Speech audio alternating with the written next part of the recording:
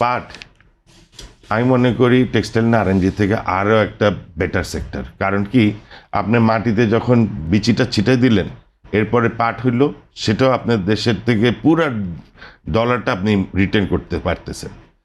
তারপর পাট যে খড়ি, সেটাও আপনার হয়তো কালি আকারে বিদেশে এক্সপোর্ট হচ্ছে, অথবা পার্টিকেল বোর্ড হিসাবে আপনার ফার্নিচারে আসতেছে। Fantastic sector. এই সেক্টরকে তো আপনি পেট্রন করবেন, কিন্তু সরকার কোনোদিনও তা করে নাই।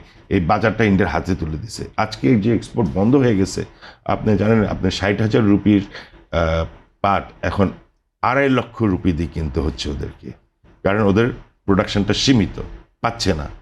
তো এতদিন ধরে এই 60,000 টাকার জিনিস যে 2.5 লক্ষ দিয়ে কিনেও তারপরে এক্সপোর্ট তারা করতে পারে, মানে পাট পণ্য, মানে মনে করেন পাটটা কিনে তারা ব্যাগ বানালো, অন্য অন্য জিনিস বানালো, সেটা কিন্তু 2.5 লক্ষ টাকায় এখন কিনছে।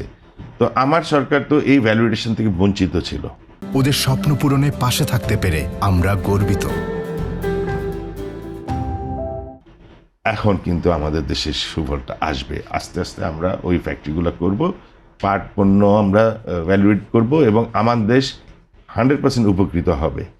সিমিলারলি আমি মনে করি টেক্সটাইলও অনেক কাজ করার সুযোগ আছে, কিন্তু সরকারের আমলে নিচ্ছে না আর কি। জি ধন্যবাদ। আমি একটু ডক্টর এম মাসরুর রিয়াজের কাছে যেতে চাই। আমার দুটো প্রশ্ন থাকবে আপনার কাছে। স্থানীয় অ্যাপারেল বাজার $12 বিলিয়ন, অথচ দেশীয় সরবরাহ মাত্র $7 বিলিয়ন।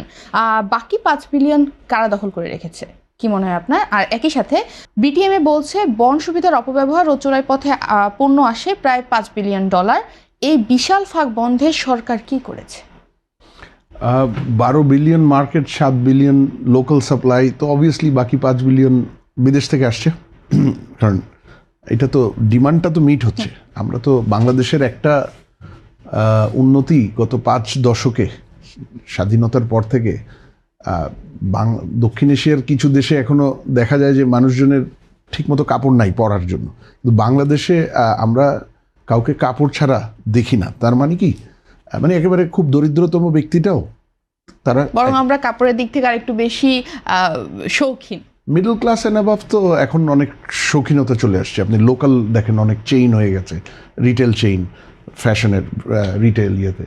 তো তাইলে তার মানে ডিমান্ড তো মিট হচ্ছে, সেটা তার মানে বাইরের থেকে আসছে। আর বাইরের থেকে যদি আসে, খুব বেশি যে ইম্পোর্ট হয় আমার মনে হয় অফিসিয়ালি, আমার মনে হয় না। তার মানে বেশ একটা বড় অংশ চোরাচালানের মাধ্যমে আসে, এবং সেটা আসলে আমাদের সাথে যাদের বর্ডার আছে সেই সব দেশ থেকেই আসে চোরাচালান। সো আমরা ডিরেক্টলি বলতে পারি ভারত থেকে চোরাচালান, মানে মিয়ানমারের সাথেও আমাদের বর্ডার আছে, কিন্তু আমি শিওর না মিয়ানমারের এই ক্যাপাসিটি আছে নাকি এটা পাঠানোর জন্য। এটা হয়তো ভারত থেকেই খুব বেশি চোরাচালান হয়ে আসে। কোনো পদক্ষেপ নিচ্ছে না চোরাচালান কেন সরাসরি, মানে আমাদের না, পদক্ষেপ নেওয়া উচিত হলো যে আমার যে 7 বিলিয়ন আমি দিতে পারছি, এই সক্ষমতা বাড়িয়ে 12 বিলিয়নে যাতে আমার যায়।